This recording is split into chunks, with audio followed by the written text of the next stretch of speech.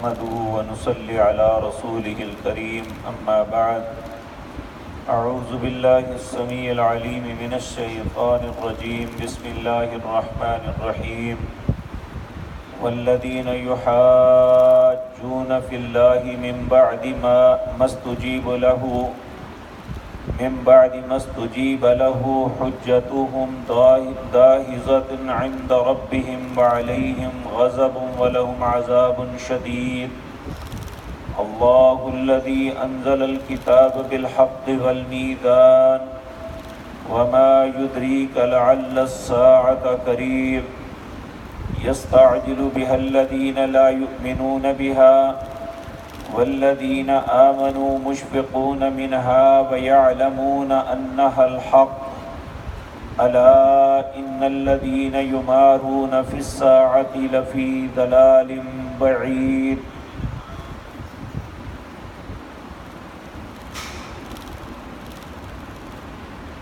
حضرات محترم، گزشتہ کئی آیات سے یہ بات اللہ رب العزت انسانوں کو سمجھا رہے ہیں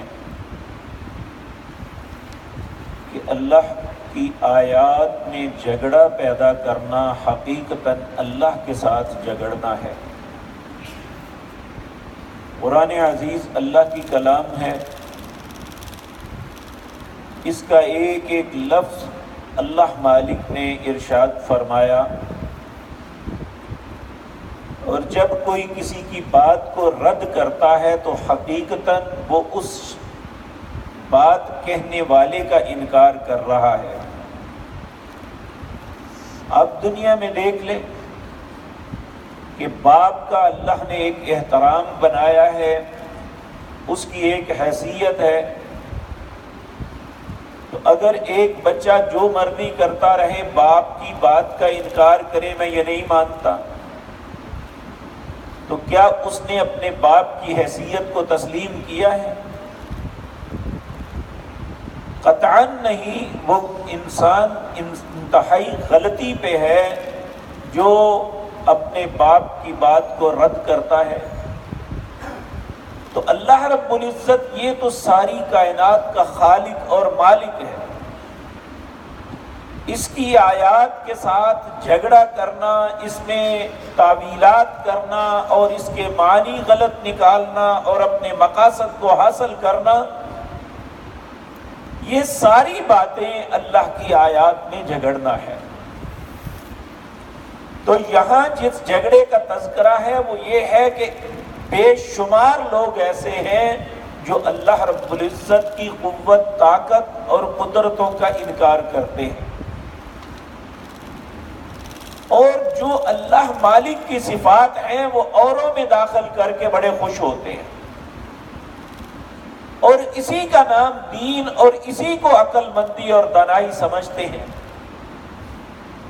جس طرح نبی کریم صلی اللہ علیہ وسلم نے اپنی قوم کے لوگوں کو کہا تھا، یہ اس کا جواب ہے کہ جب آپ نے فرمایا قولوا لا الہ الا اللہ، تم کہہ دو اللہ ایک ہے، اس کے علاوہ کوئی الہ نہیں، تو انہوں نے تعجب کے ساتھ کہا تھا کیا ہم سارے خداؤں کو ایک میں جمع کر دیں؟ اس سے زیادہ تعجب والی بات کون سی ہے؟ اور ہمیشہ قوموں نے ایسی بدنصیبی کی ہے۔ عزیر علیہ السلام نے یہود کو جب ان کی کتاب ناپید ہو چکی تھی، ان کی غلط روش کی وجہ سے غیر قوموں نے ان پہ قبضہ کر کے ان کی کتابوں کو جلا کے ختم کر دیا۔ 600 سال کے بعد جب عزیر علیہ السلام نے انہیں کتاب لکھوائی، چونکہ وہ اللہ کے نبی تھے، اللہ کی رہنمائی میں لکھوائی، انہوں نے اس بات کو اتنا اچھالا کہ عزیر کو کہا یہ اللہ کا بیٹا ہے، اس لیے اتنی مدت کے بعد ہمیں یہ سب کچھ کیا ہے۔ اسی طرح جب عیسیٰ علیہ السلام کو اللہ نے معجزاتی طور پہ پیدا کیا، بغیر باپ کے پیدا کیا، تو انہوں نے اس کا حل یہ نکالا، کہنے لگے کہ نعوذ باللہ مریم اللہ کی بیوی ہے اور عیسیٰ علیہ السلام اللہ کے بیٹے ہیں۔ یعنی یہ قوموں کے اندر ہمیشہ رہا ہے اور آج بھی قوموں کے اندر یہی باتیں ہیں۔ تو اللہ رب العزت فرما رہے ہیں والذین یحاجون فی اللہ، جو اللہ کی ذات کے معاملے میں جھگڑتے ہیں، من بعد ما استجیب لہ، اس کے بعد کہ بہت سے لوگوں نے اللہ کی وحدانیت کو قبول کیا ہوا ہے، وہ جانتے ہیں اللہ ایک ہے، اس کے باوجود اور وہ دلائل رکھتے ہیں اس بات پہ، لیکن جھگڑنے والے ساری زندگی جھگڑتے رہیں گے اور وہ اپنے مقاصد کو بیان کرنے کے لیے بڑے ہیلے بہانے کریں گے، آیات کی غلط تعویلات کریں گے۔ اللہ رب العزت نے فرمایا مستجیب لہ حجۃ داحضۃ عند ربہم، یہ جو ان کی روش ہے وہ نہیں قبول کرتے، ہر بات میں جھگڑا کرتے ہیں، اللہ کے ہاں کیا دلیل ہوگی ان کے پاس۔ اور جو شخص واضح دلائل ہونے کے باوجود اللہ کی توحید کو تسلیم نہیں کرتا، اللہ کے ساتھ غیروں کو شریک کرتا ہے، کہا وعلیہم غضب ولہم عذاب شدید، ان پہ اللہ کا غضب نازل ہوگا اور انہیں شدید ترین عذاب سے واسطہ پڑے گا، العیاذ باللہ۔ پھر اللہ رب العزت فرماتے ہیں الذی، وہ ذات پاک ہے، انزل الکتاب بالحق، جس نے آپ پر کتاب کو حق کے ساتھ نازل کیا ہے، اور صرف کتاب کو نازل نہیں کیا والمیزان، ترازو کو بھی نازل کیا ہے۔ کیوں؟ اس لیے کہ ہمارے اعمال کو تولا جائے، ہم اپنی زندگی میں کیا کرتے ہیں، کون دین حق کو قبول کرتا ہے اور کون اپنے پاس سے دین بنا کے لوگوں کے سامنے پیش کرتا ہے۔ دونوں کا فیصلہ ہونا چاہیے، چور اور ساتھ کا فیصلہ ہونا چاہیے، قاتل اور مقتول کا فیصلہ ہونا چاہیے، ظالم اور مظلوم کا فیصلہ ہونا چاہیے۔ اس لیے اللہ نے فرمایا کتاب تو اس لیے نازل کی کہ تمہاری رہنمائی ہو جائے، اور میزان اس لیے نازل کیا کہ تمہارے درمیان فیصلہ ہو جائے، کون غلط ہے اور کون صحیح ہے۔ اللہ وہ ذات پاک ہے، انزل الکتاب بالحق والمیزان، جس نے کتاب کو حق کے ساتھ نازل کیا اور میزان کو۔ وما یدریک لعل الساعة قریب، تم سمجھتے ہو یہ بڑی دور کی بات ہے، ممکن ہے یہ قیامت کا لمحہ بالکل قریب ہو۔ یستعجل بها الذین لا یؤمنون بها، جب انبیاء و رسل یا داعیان حق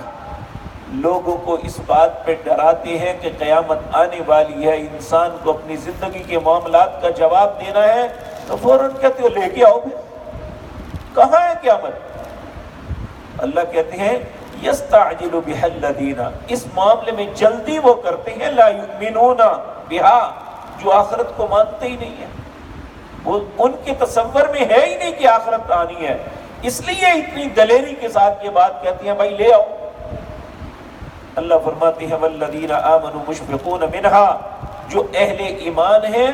وہ تو قیامت کا نام سن کے کانپ جاتے ہیں، ان کے دل میں ڈر پیدا ہو جاتا ہے۔ وَيَعْلَمُونَ أَنَّهَا الْحَقُّ، اور یہ جان لو اللہ ہی حق ہے، جو وہ بات کہتا ہے اس میں ذرہ برابر شک نہ کرو۔ وَيَعْلَمُونَ أَنَّ الْحَقَّ أَلَا إِنَّ الَّذِينَ يُمَارُونَ فِي السَّاعَةِ، جو قیامت کے دن کے معاملے میں شک میں مبتلا ہے، اللہ فرماتے ہیں لفی ضلال بعید، وہ بڑی دور کی گمراہی میں۔ تو میرے عزیز بھائیو، یہ کوئی قریش مکہ تک محدود نہیں تھی بات۔ آج بھی اگر ہم معلوم ہونے کے باوجود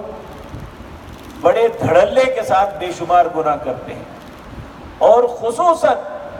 بڑے دھڑلے کے ساتھ اللہ کے ساتھ شرک کرتے ہیں اور اسے اسلام کا نام دیتے ہیں، اللہ رب العزت فرماتے ہیں یہ حقیقتاً قیامت کے انکاری ہے۔ جو انسان ظلم کرتا ہے، ظلم کرنے والا انسان کیوں ظلم کرتا ہے کہ اس کے ذہن میں تصور ہی نہیں کہ ایک دن اس ظلم کا جواب دینا پڑے گا۔ اللہ رب العزت نے واضح طور پہ فرمایا وَلَا تَحْسَبَنَّ اللَّهَ غَافِلًا عَمَّا يَعْمَلُ الظَّالِمُونَ، کوئی شخص یہ گمان نہ کرے کہ جو ظلم کر رہے ہیں اللہ ان کے ظلم سے غافل بیٹھا ہوا۔ انما یؤخرهم، اللہ تو صرف انہیں مہلت دے رہا ہے، لیوم تشخص فیہ الابصار، ایسے دن تک جب آنکھیں پھٹ جائیں گی، مہطعین مقنعی رؤوسہم لا یرتد الیہم طرفہم وافئدتہم عوا، ایک وقت ایسا آئے گا جب یہ ظالم لوگ بدحواس ہو کے منہ اٹھا کے بھاگیں گے،